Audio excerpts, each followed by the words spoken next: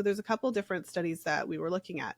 One study looks at the actual time to pregnancy. And so they had, and it's kind of difficult to find studies that, this one compared, the one I'm thinking of, it compared a variety of different contraceptives. So it compared the condom to the birth control pill, the combined contraceptive, as well as the progesterone only pill.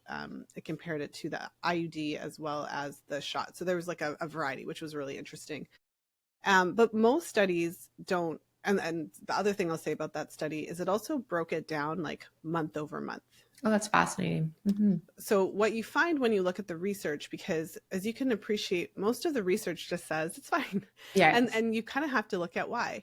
So most of the research on this topic, they don't break it down month over month. They look at a year and they look at a total percentage and they say X% of women conceived after coming off the pill. So we're all good. And then that's the end of the conversation. Right. So when you break it down month over month, what this study showed was that the women who had used condoms, so non-hormonal methods, so they just literally stopped using the condom, it took an average of about 4 months to conceive, which is right on what we know about the average time to conception for a normal healthy couple, 25% chance per cycle. Right. The women who came off of the combined oral contraceptives, it took an average of 8 months. Mm.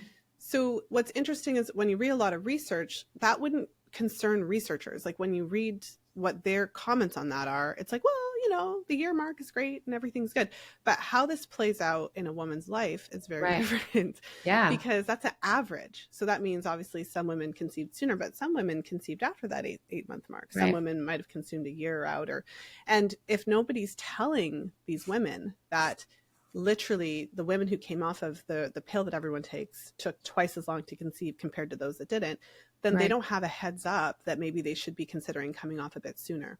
Right. And then the shot, for argument's sake, was like 15 to 18 months.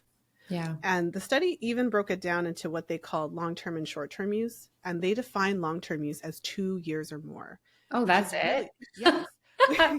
That's short-term to me. This is exactly what it is. So in the research, that was long-term. And so in the real world, women are taking the pill for 5 years and 10 years and 15 years.